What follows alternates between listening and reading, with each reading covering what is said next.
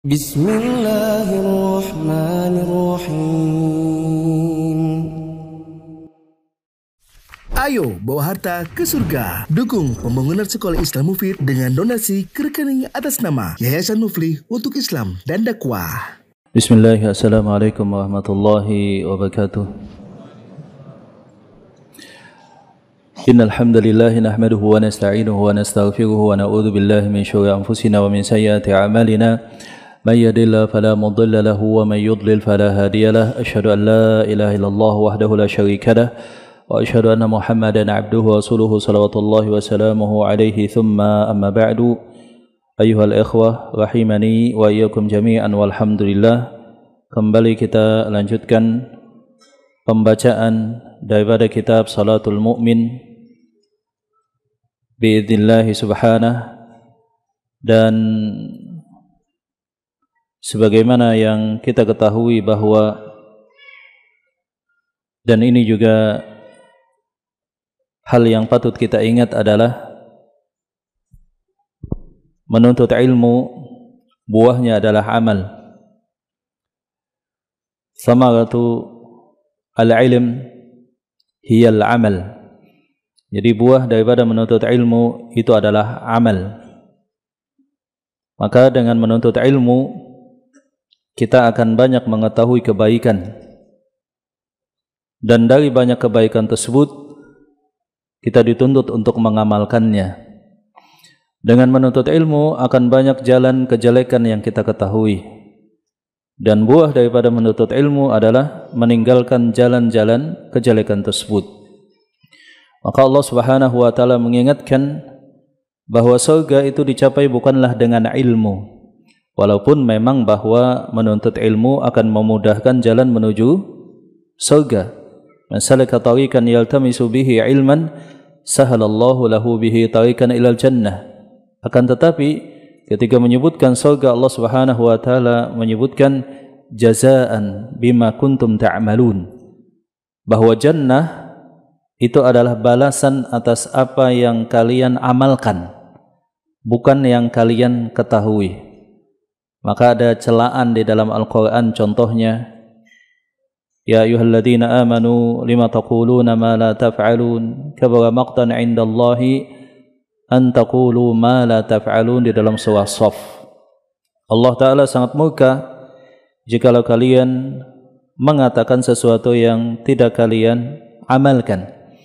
Juga di dalam surah Al-Jumu'ah misalkan Allah Ta'ala menyifati Yahudi kamathalil himari yahmilu asfara, bagaikan keledai yang membawa kitab-kitab. Nah, maka kita jangan sampai demikian. Maka buah daripada ilmu adalah amal.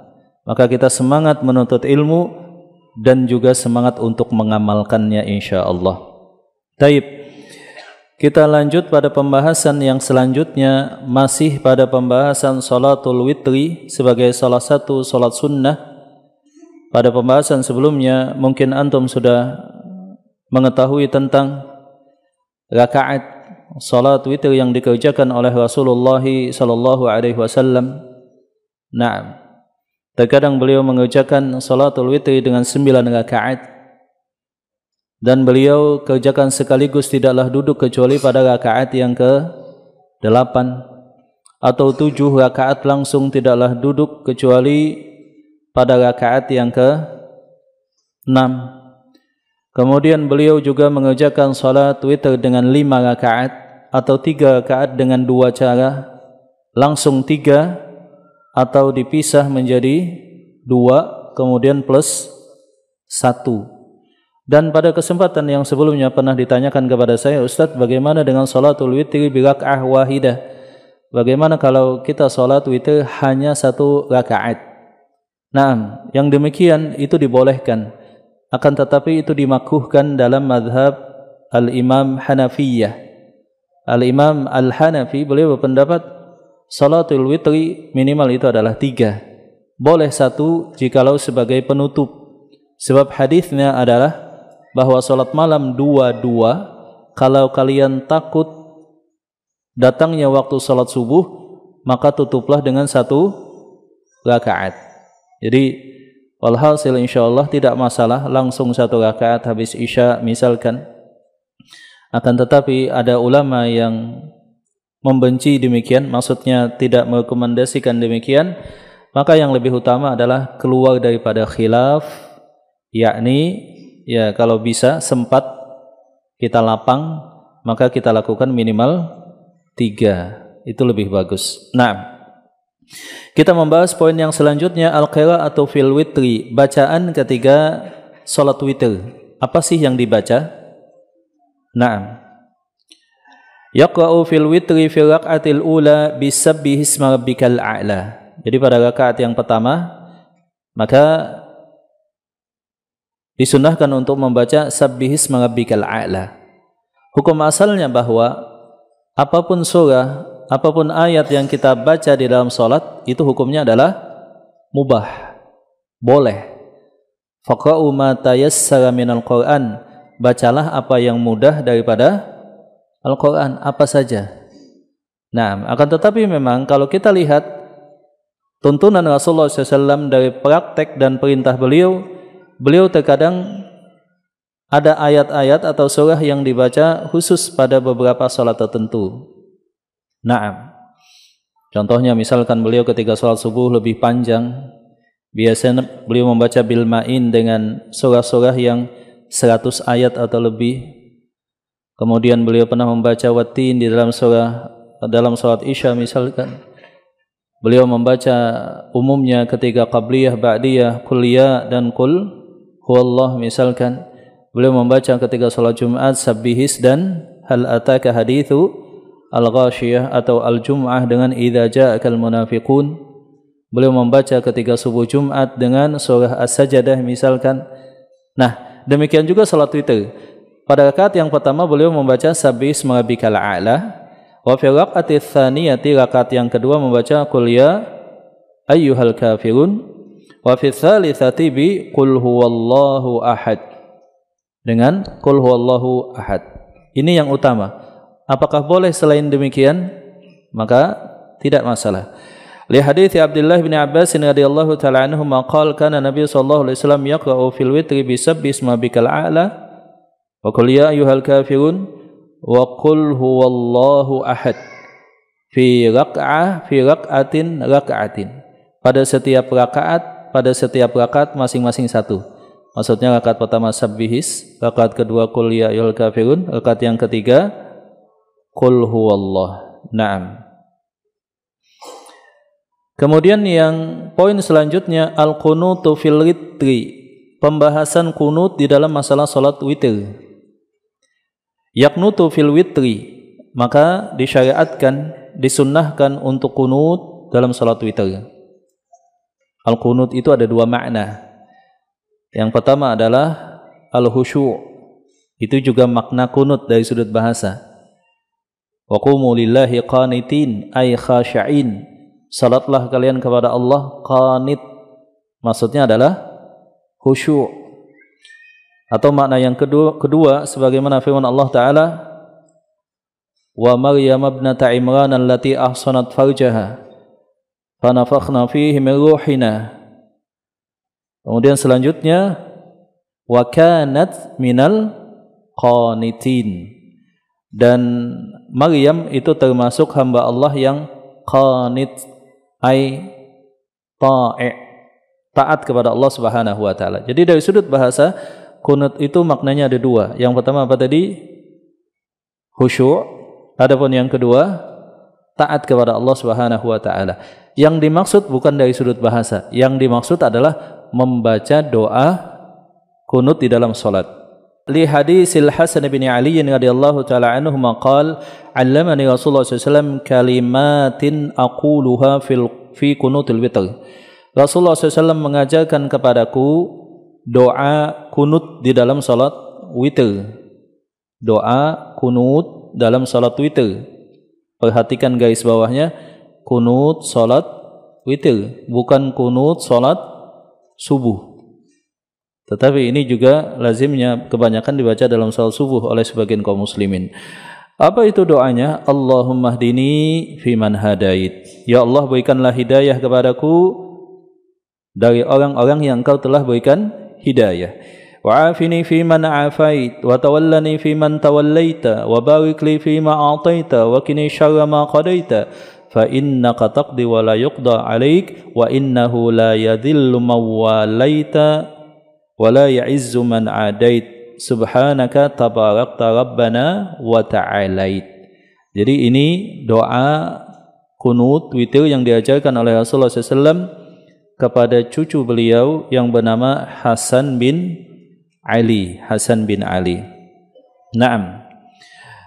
Adapun doa kunut yang lainnya, waqad thabata an Ali radhiyallahu taala anhu anna Nabi sallallahu alaihi wasallam kana yaqulu fi akhir witri.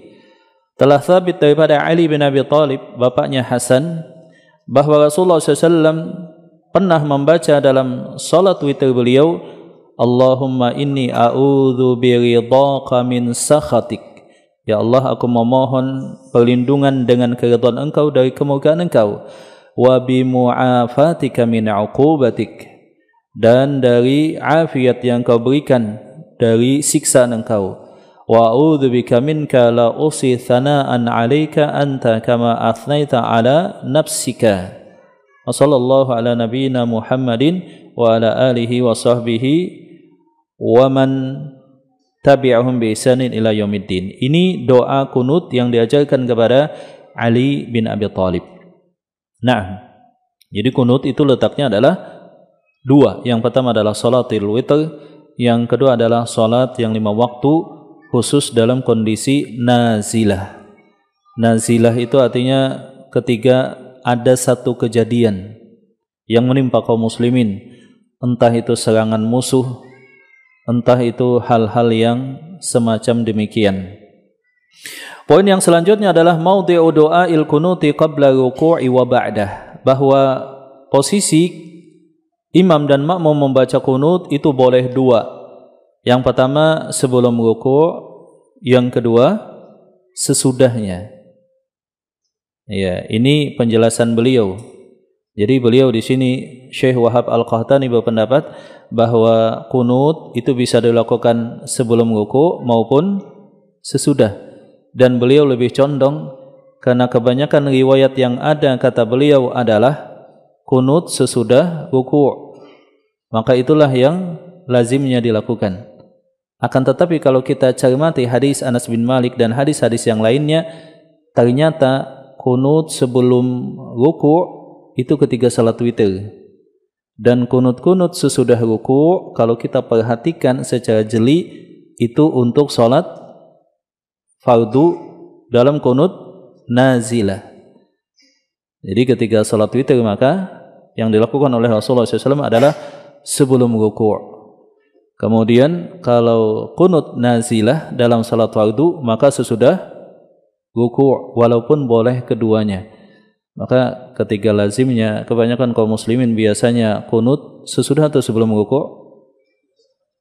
Sesudah ya. Ketika saya pernah satu kali diminta jadi imam sebelum ruku', wah kaget semuanya. Lah Ustadz Azmi kok kunutnya sebelum ruku'? Saya katakan ini hadisnya bahwa memang untuk kunut witir yang lebih tepat adalah sebelum ruku', walaupun tidak masalah sesudah atau sebelum tidak masalah. Naam. Liannahu thabata anna Nabi sallallahu alaihi wasallam annahu qanata qabla ruku'i wa thabata annahu qanata ba'da ruku'. Dua-duanya sabit dilakukan oleh Rasulullah SAW. Fa hadza masyru'un wa hadza masyru' wal afdalu al-qunutu ba'da ruku'. Yang lebih utama di sini beliau ngasih catatan kunutnya sesudah ruku'. Karena memang kebanyakan riwayat yang beliau sebutkan sesudahnya ini kunut itu dilaksanakan sesudah ruku'. Tapi kalau kita melihat lebih jauh, yang sesudah ruku' tadi adalah kunut-kunut nazilah.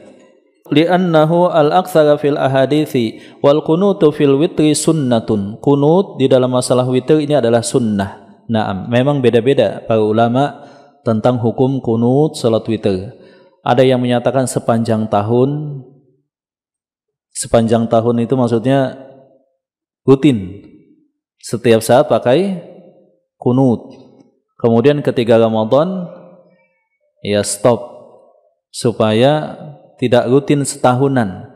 Setelah itu mulai lagi ketika tengah Ramadan.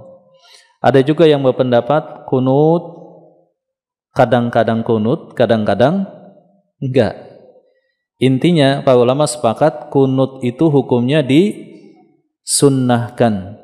Akan tetapi juga bukan merupakan sunnah jika rutin tidak dilakukan. Ya, seperti itu, ikhwan. Jadi boleh sepanjang tahun rutin kunut, kemudian ketika Ramadan sebagian para ulama enggak kunut dulu. Nanti tengah Ramadan baru kunut lagi, ya kan?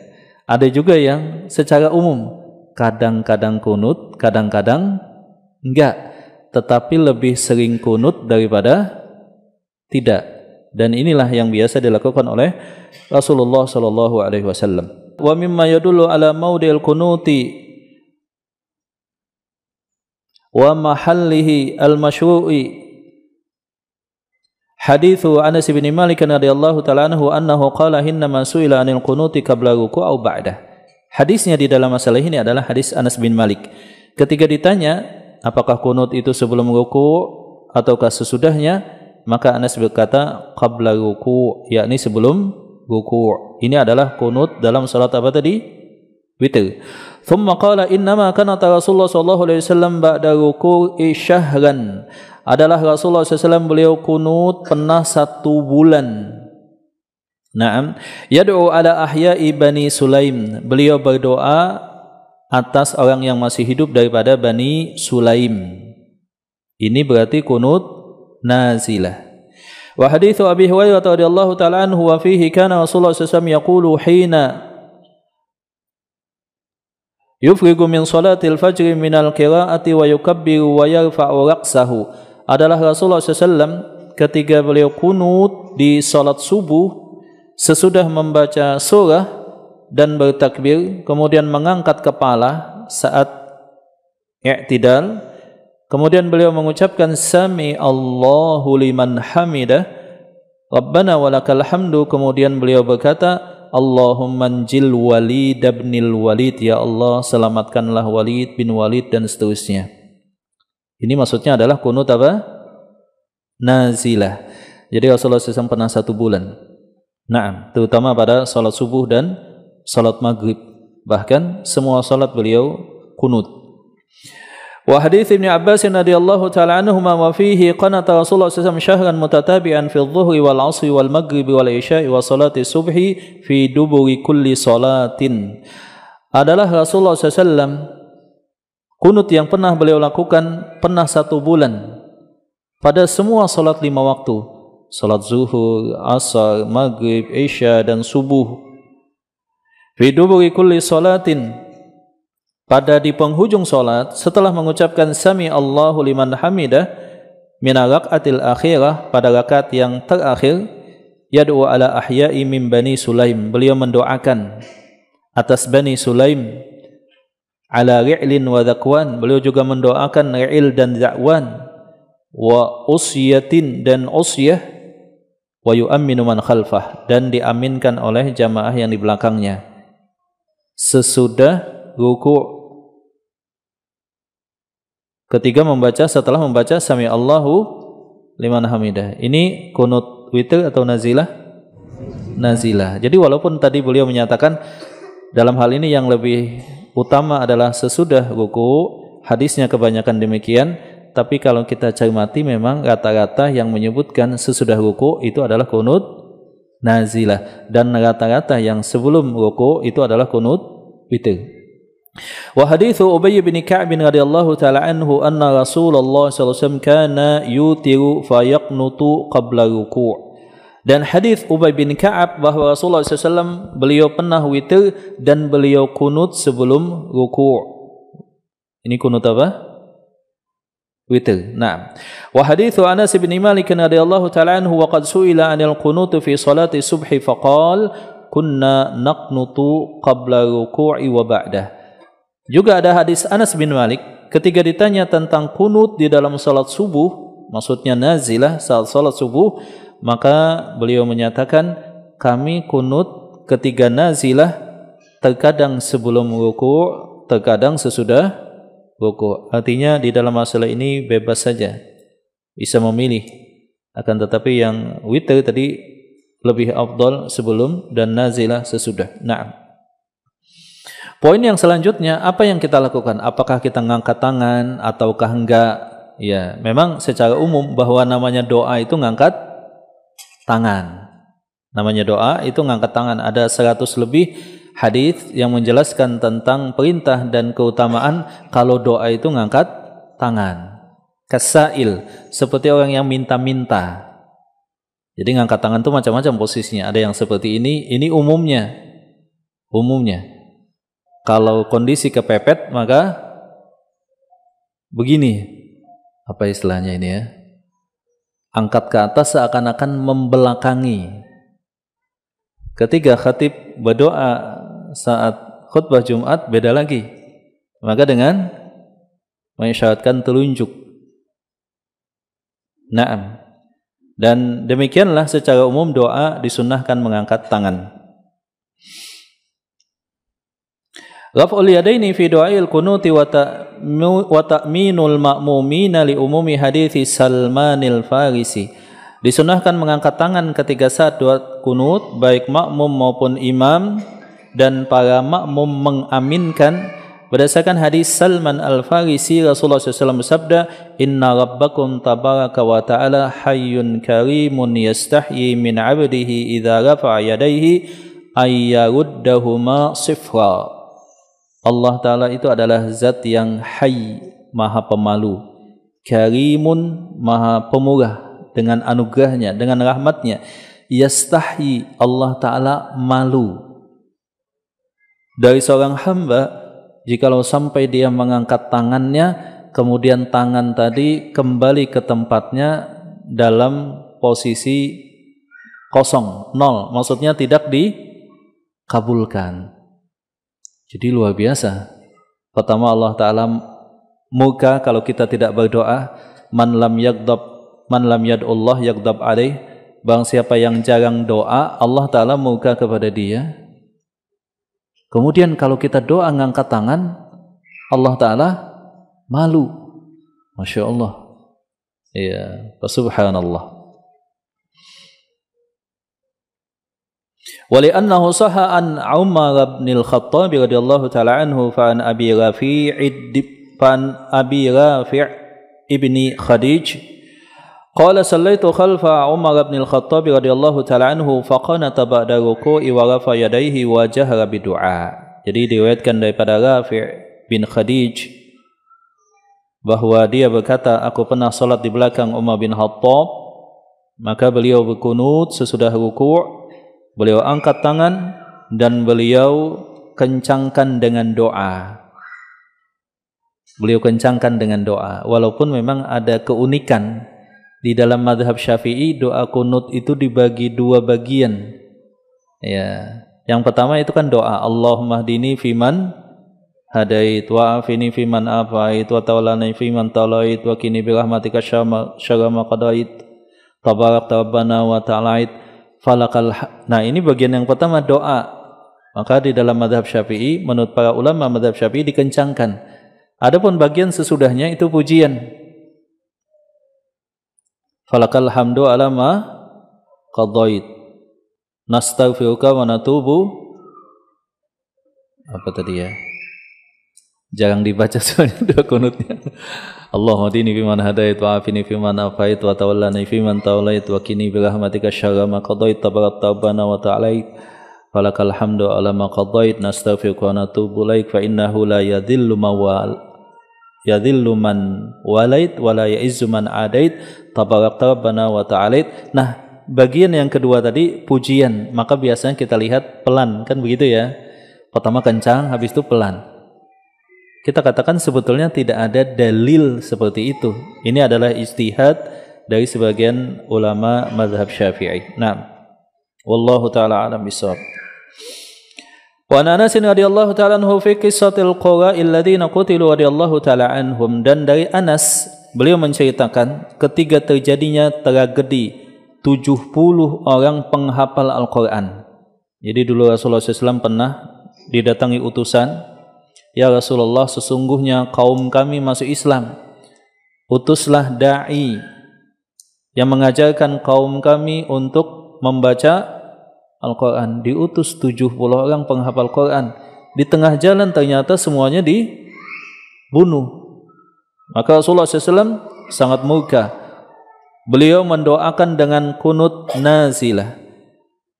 Laqad ra'aitu Rasulullah SAW kullama shallal ghadati rafa yadayhi yad'u alaihim ya'ni 'alal ladzina qataluhum.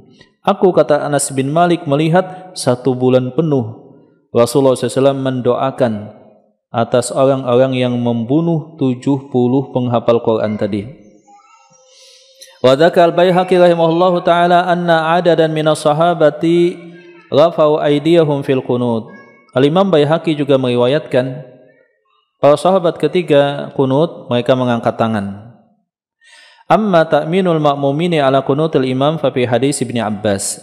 Demikian juga disunahkan atas kita yang di belakang untuk mengaminkan terhadap kunutnya imam. Jadi mengangkat tangan, kemudian ketika selesai kita katakan amin amin.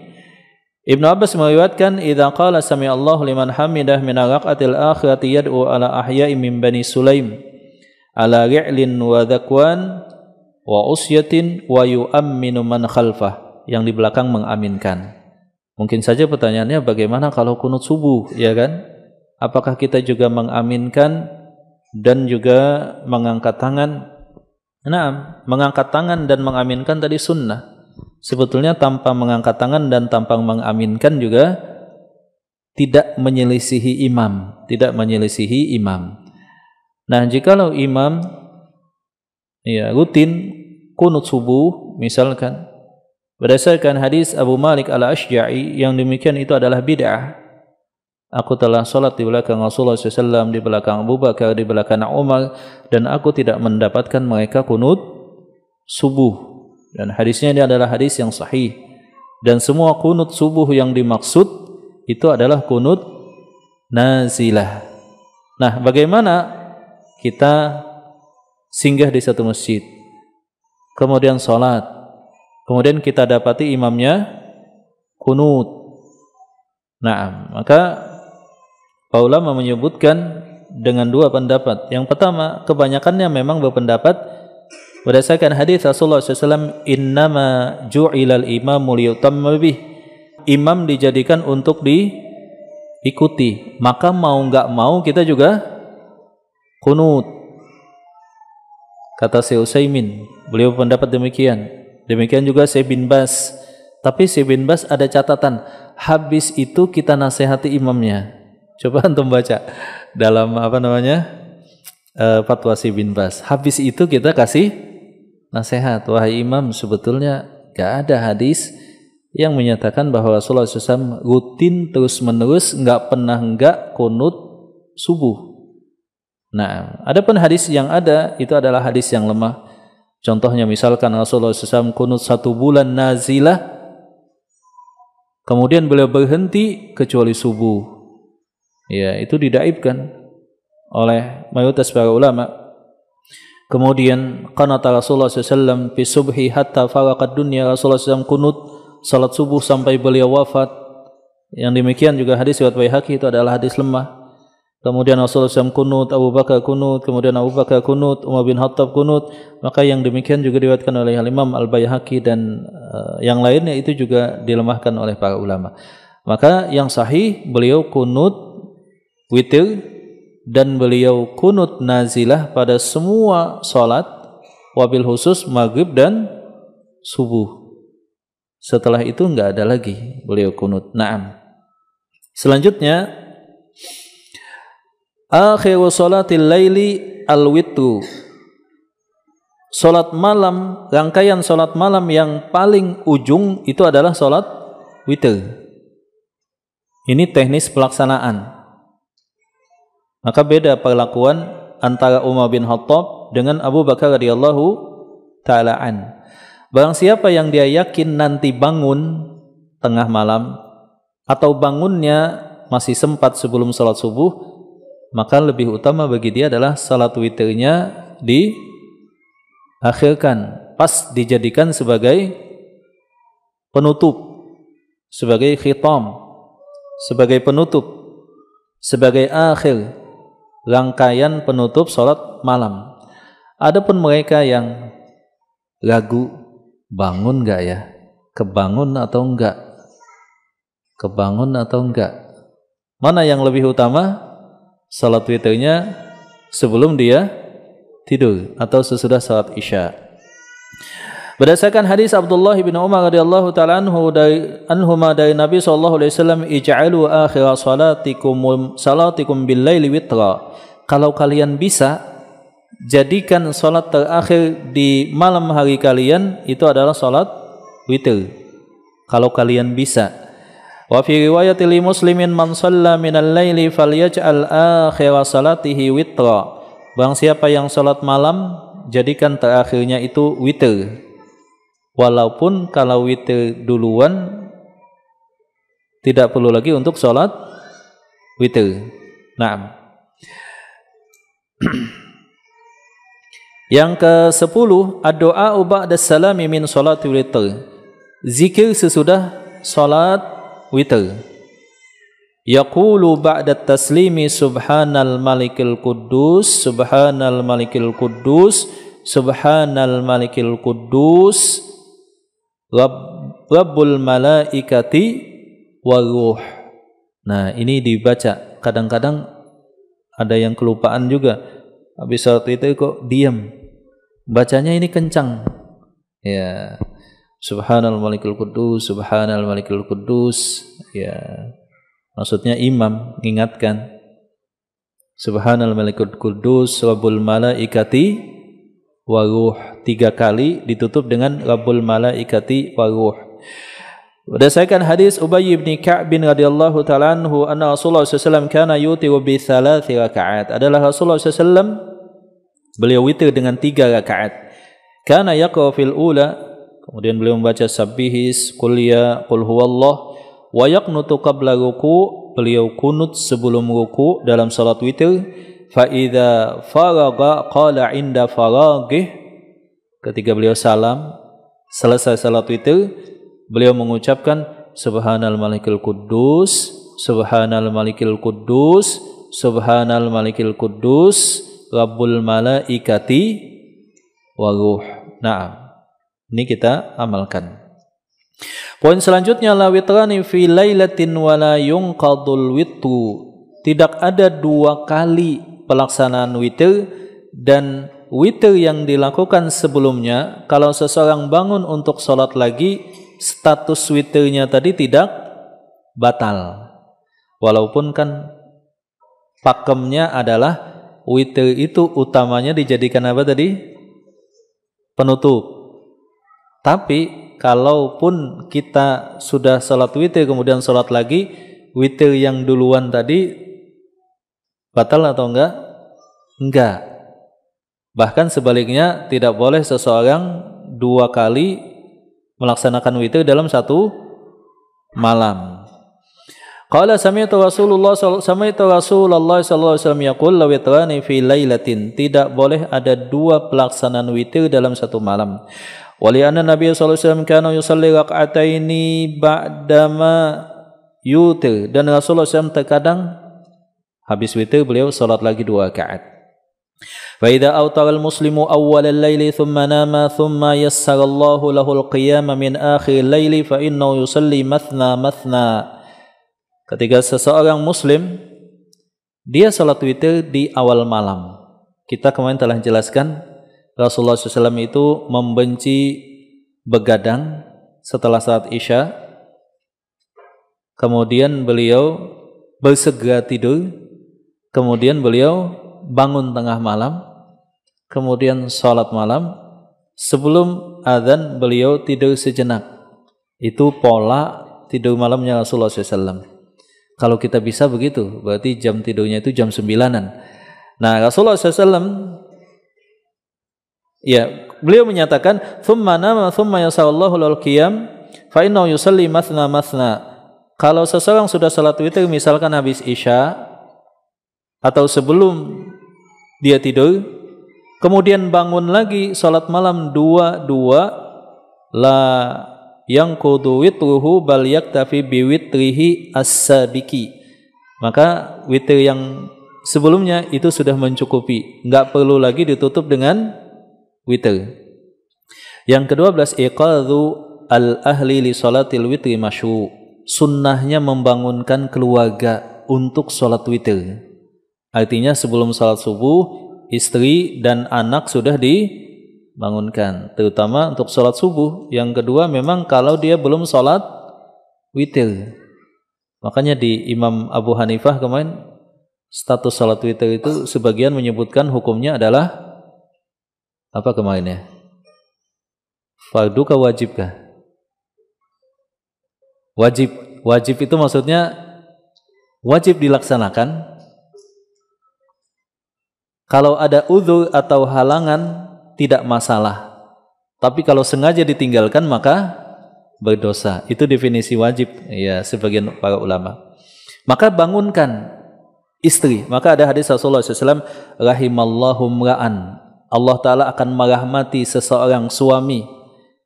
Istaiqadha, dia bangun salat malam, kemudian dia bangunkan wa aiqadha ahlah, dia bangunkan istrinya. Fa in abad, kalau istrinya enggan, dia ambil air dan dipercikkan. Percikan enggak bangun, ya jangan diambil banyak-banyak juga. Percikannya diulang. Percikannya diulang. Nah, itu dirahmati oleh Allah. Sebaliknya, Allah Ta'ala merahmati seorang istri, bangun malam, kemudian dia sholat, kemudian dia bangunkan suaminya dengan memercikkan air sedikit. Ya, tapi kalau enggak paham bisa jadi emosi ya kan. Saya lihat juga ada pelatihan sholat tahajud. Ya, program pelatihan rutin sholat tahajud. Tapi yang seperti ini sebetulnya bukan buat dijadikan pelatihan ikhwan ya kan. Sampai ada pelatihannya, training khusus, apalagi misalkan di hotel kayak zaman dulu itu ada pelatihan salat khusyuk. Tapi bukan di masjid, di hotel mewah. Pendaftarannya dulu kalau nggak salah 1 juta, lumayan. Pelatihan salat khusyuk. Nah, belakangan saya lihat ada lagi iklan pelatihan salat tahajud. Layanannya nanti akan di telepon, kemudian ada edukasi dan lain-lain. Sebetulnya tidak perlu demikian. Ya, cukup edukasi dalam kajian-kajian, kemudian seseorang punya himmah, semangat bahwa dia akan sholat malam. Itu sudah mencukupi. Tapi mungkin zaman sudah berbeda. Nah, maka Rasulullah SAW sholat malam, ringkasnya. Kemudian saat itu Aisyah, beliau sedang tidur, wahya mu'taridatun baina yadayh, Aisyah sedang tidur dan rumahnya Rasulullah SAW itu sempit. Ketika Rasulullah SAW sholat malam, maka ketika akan sujud, beliau tekuk dulu kakinya Aisyah, sempit. Habis itu pas bangkit Aisyah meluruskan lagi kakinya. Nah, wa ana mu'taridatun ala firashi fa idza arada ayyutira ayqadhani fa autirtu. Ketika Rasulullah SAW selesai salat malam dan akan salat witir, maka Rasulullah SAW membangunkan. Berarti membangunkan istri itu bukan awal bangun dulu beliau. Beliau salat malam dulu yang lama sampai bengkak kakinya. Nah, setelah lama misalkan 1, 2 atau 3 jam, pas giliran penutupan baru beliau bangunkan Aisyah. Fa idza baqiya al-witru ayqadhaha fa autarat wa fi lafdhi akhara li muslimin fa idza autara qal qumi fa autiri ya Aisyatu. Wahai Aisyah, bangun salat witir. Nah, yang gampang memang saat ini kita salat malamnya itu dekat-dekat subuh ya kan. Sebab saat ini kan waktu salat subuh itu agak mundur ya. Azan subuh jam berapa? Jam 5-an ya. Kalau kita bangun 4:30 masih sempat salat malam. Kemudian salat witir insyaallah. Dulu para ulama ketika datang musim hujan mereka senang. Kenapa? Malam itu waktunya lebih panjang. sehingga mereka bisa menghabiskan dalam tahajud yang panjang. Qala al-Imam An-Nawawi rahimahullahu taala fihi annahu yustahabbu ja'lul witri akhiral laili sawa'un kana lil insani tahajjada am la. Ini menunjukkan bahwa disunnahkan menjadikan witir itu akhir malam, baik seseorang tahajud ataukah tidak tahajud langsung witir. Nah, kalau dia yakin bangun akhiral laili, kalau dia yakin bangun. Tapi kalau dia tidak yakin, maka lebih aman apa tadi? Di awal ketika akan tidur misalkan, atau ketika setelah sholat isya. Yang ketiga, qada'ul witri liman fatah, disyariatkannya mengqadha sholat witir bagi yang tertinggal. Tapi ini ada catatannya, ikhwan. Mengqadha sholat itu sunnah, maksudnya itu ketika kita rutin kemudian ketinggalan, baru kita bisa mengqadha. Misalkan qabliyah subuh, ya kan, tertinggal agak kesiangan, kemudian kita bisa qadha. Demikian juga salat witir, kita bangun ternyata sudah adzan subuh, nggak sempat witir, kita qadha di siang hari dengan tata cara tidak ganjil lagi tapi menjadi genap. Misalkan 7 menjadi 8, 3 menjadi 4 rakaat dengan 2-2. Catatannya adalah kalau kita sudah rutin. Ini tidak berlaku bagi orang yang jarang salat witir, kemudian kesiangan, kemudian dia salat witir. Ketika ditanya salat apa, ahi? Salat witir. Lah, malam saja dia sudah jarang salat witir. Maka qadha berlaku bagi mereka yang rutin. Kemudian sesekali dia tertinggal. Demikian juga salat sunnah yang lain yang muakkadah. Wallahu taala a'lam bissawab. Sebagian orang ada yang berkata, saya baru hijrah, saya ingin ikut pengajian, saya ingin belajar Islam, tapi saya bingung mulai dari mana saya harus belajar. Ada lagi yang berkata, saya mau ikut kajian, tapi setelah sampai di tempat kajian, rupanya pembahasan sudah ada di tengah buku. Sebagian teman-teman yang ikut kajian online, kadang ada yang berkata, saya kalau ikut kajian online 1-2 jam, terus terang kadang kurang fokus. Itulah kenapa Mufid Islamic Academy atau MIA hadir di tengah-tengah kaum muslimin untuk menawarkan metodologi pembelajaran melalui kitab-kitab para ulama secara terstruktur dan berjenjang. Di Mufid Islamic Academy, kita belajar Islam dari dasar. Belajarnya secara runut dan sistematis. Kurikulum disusun sesuai dengan kebutuhan, khususnya bagi orang-orang yang baru hijrah atau yang baru ingin belajar Islam. Materi pelajaran menggunakan kitab-kitab para ulama dan dibahas dengan video pendek yang mudah dipahami. Penjelasan disertai contoh sederhana dan analogi yang memudahkan. Video materi diproduksi high quality baik audio maupun visual. Diajarkan dalam beberapa level atau mustawa, dan ada ujian serta sertifikasi kenaikan level atau mustawa. Untuk informasi lebih lanjut tentang pendaftaran, teman-teman bisa mengakses di media sosial Mufid TV Official, baik yang ada di Telegram, YouTube, Instagram, maupun di Facebook. Bismillah, alhamdulillah. Pembahasan selanjutnya kemudian adalah tentang doa-doa yang diucapkan Rasulullah SAW di dalam kunut nazilah beliau. Ini nanti mungkin pada kajian yang berikutnya insyaallah. Kemudian juga di sini beliau menyebutkan tentang hadis Sa'ad bin Tariq al-Ashja'i, ya bukan Abu Malik tadi saya salah ucap, Sa'ad bin Tariq al-Ashja'i, bahwa dia ditanya oleh anaknya gitu kan, tentang kunut subuh. Kemudian disebutkan bahwa itu adalah al-bid'ah. Intinya ringkasnya adalah bahwa kunut ini disyaratkan untuk salat witir dan juga kunut nazilah Adapun subuh, maka ulama memang berbeda pendapat, ulama madzhab maksudnya, tetapi yang sahih bahwa semua hadis kunut tentang subuh adalah lemah dan Rasulullah SAW tidak pernah melaksanakan demikian. Dan jikalaupun itu sahih, maka ada bacaan doa khusus. Kunutnya Rasulullah SAW masuk dalam pembahasan kunut nazilah. Karena itu hadis-hadis tentang kunut subuhnya Rasulullah SAW adalah doa-doa laknat kepada orang kafir. Maka antum saksikan saat ini yang berpendapat kunut subuh itu bukan dengan doa-doa laknat. Padahal tadi kunut subuh Rasulullah SAW dengan doa-doa apa tadi?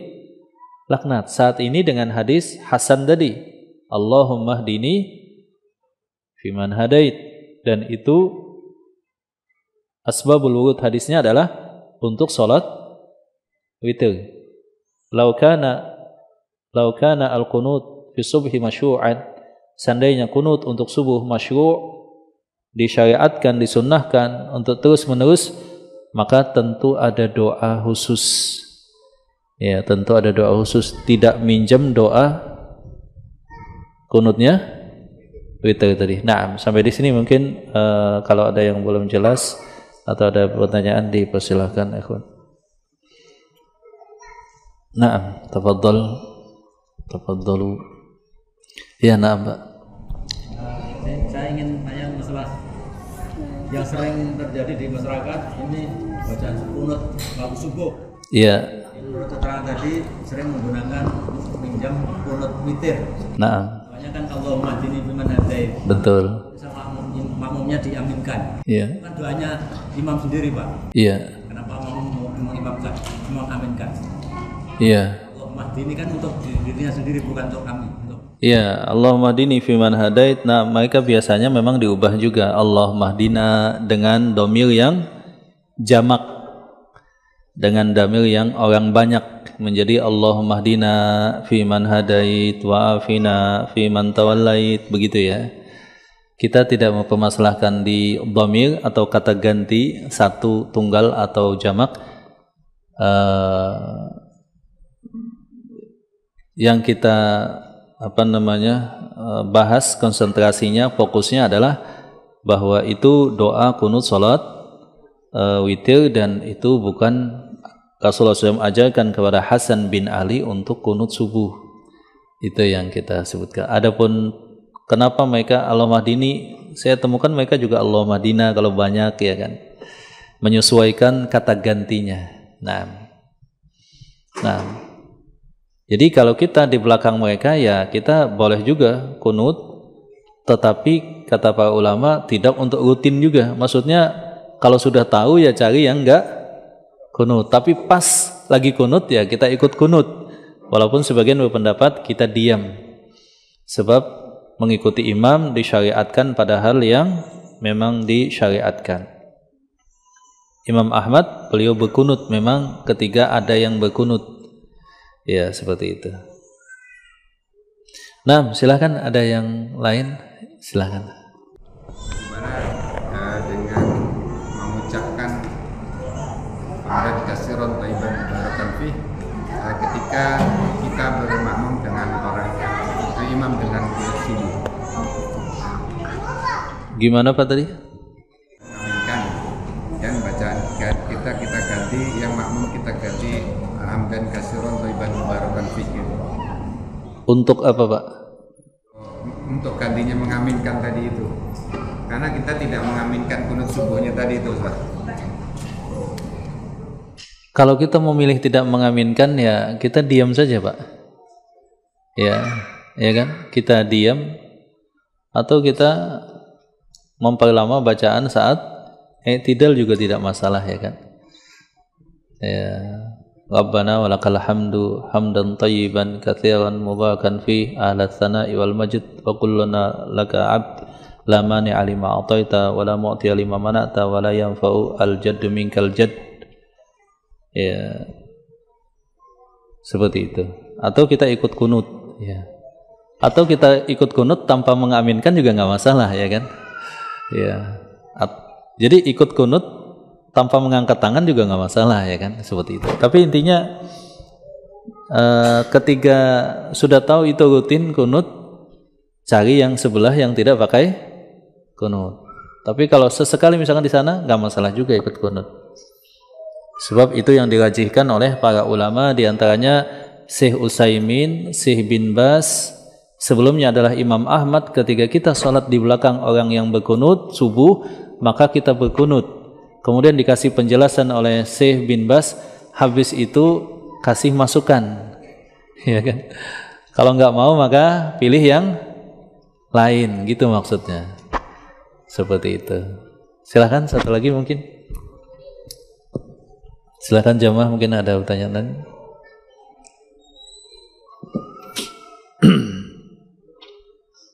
Ya, kalau tidak ada sampai di sini, nanti dilanjutkan kembali oleh Ustaz Muflih hafizahullah. Aqulu qawli hadza wa astaghfirullah li wa lakum. Subhanakallahumma rabbana wa bihamdika asyhadu an la ilaha illa anta astaghfiruka wa atubu ilaik. Allahumma shalli ala Muhammad wa ala ali Muhammad. Assalamualaikum warahmatullahi wabarakatuh.